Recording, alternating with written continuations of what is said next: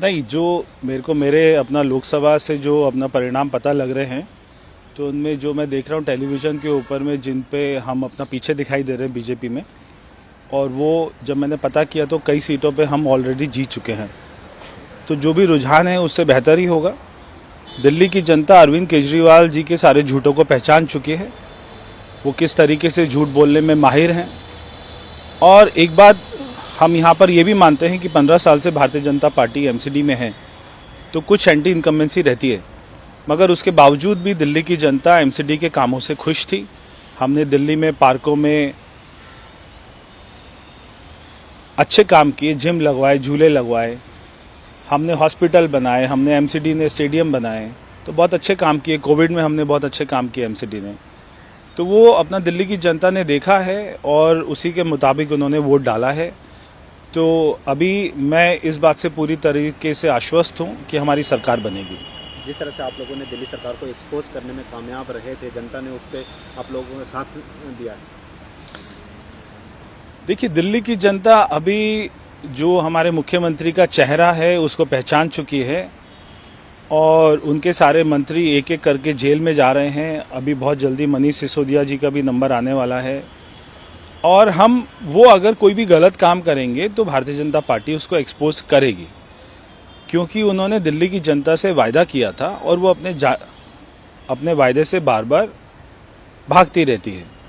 तो हमें उनको भी एक्सपोज करना है, हमें अपने अच्छे काम भी बताने हैं, एमसीडी में जो हमने अच्छे काम किए और जो हमने इस बार वायदे किए हैं उन सारे वायदों को पूरा भी करेंगे।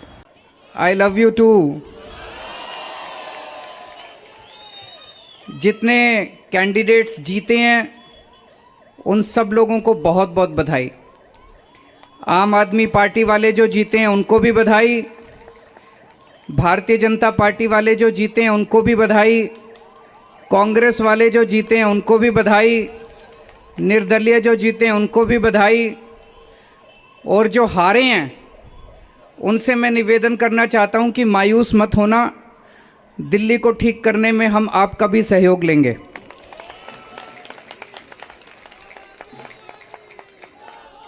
अब अपने को सबको मिलके काम करना है।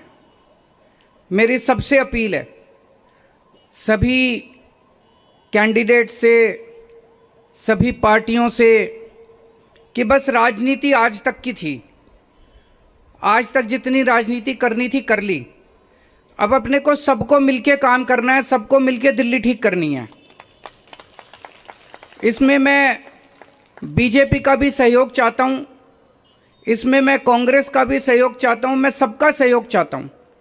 सबके सहयोग से हम दिल्ली को ठीक करेंगे, सब मिलके दिल्ली को ठीक करेंगे। 250 के 250 पार्षद जो चुन के आए हैं, मैं अब उनसे निवेदन करता हूं कि आप किसी पार्टी के पार्षद नहीं, अब आप दिल्ली के पार्षद हैं, मिलके दिल्ली को ठीक करेंगे। और आज के बाद से मैं सभी पार्टियों का भी सहयोग की अपेक्षा करता हूं कि हम सारी पार्टियों को साथ लेके चलेंगे। जिन लोगों ने हमें वोट दिया उनका बहुत बहुत शुक्रिया, जिन्होंने वोट नहीं दिया उनको मैं कहना चाहता हूं पहले आपके काम कराएंगे फिर दूसरों के काम कराएंगे।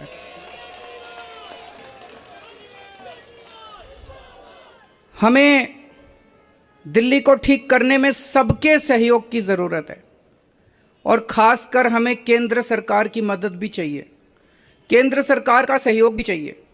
हम आज इस मंच के जरिए से मैं केंद्र सरकार से भी और खासकर प्रधानमंत्री से भी, प्रधानमंत्री जी से भी दिल्ली को ठीक करने के लिए आशीर्वाद चाहता हूं कि उनका भी, प्रधानमंत्री जी का भी और केंद्र सरकार का भी आशीर्वाद हमें चाहिए। आज दिल्ली में चौथा चुनाव जीते हम, स्कूल, अस्पताल, बिजली, पानी, इन मुद्दों के ऊपर। तो दिल्ली के लोगों ने आज इस देश के अंदर एक बहुत बड़ा मैसेज दिया है कि पॉजिटिव राजनीति करो, नेगेटिव राजनीति बंद कर दो। हमने पूरा चुनाव हमने पॉजिटिव तरीके से राजनीति की, मुद्दों की राजनीति की। हम जनता में जाके क्या कहते हैं? हम ये कहते हैं जी हमने आपके बच्चों के लिए स्कूल बना दिया, हमको वोट दो। हम ये कहते हैं जी हमने आपके परिवार के लिए इलाज का इंतजाम कर दिया, हमको वोट दो। हम गाली गलौज तो नहीं करते, दूसरों के साथ मारपीट तो नहीं करते, झूठे झूठे इल्जाम तो नहीं लगाते। तो ये पॉजिटिव राजनीति को आगे लेके जाना है, और मेरा दिल कहता है कि जैसे जैसे देश के अंदर ये पॉजिटिव राजनीति बढ़ेगी, हमारे देश को दुनिया का नंबर 1 देश बनाने से कोई नहीं रोक सकता। और यही है जो देश को आगे बढ़ाएगा। गाली गलौज से देश आगे नहीं बढ़ेगा, गुंडागर्दी से, लफंगई से, मारपीट से देश आगे नहीं बढ़ने वाला। 75 साल बीत गए इस देश को, 75 साल में हम पीछे रह गए। अब टाइम नहीं है, जनता बड़ी बेचैन हो रही है।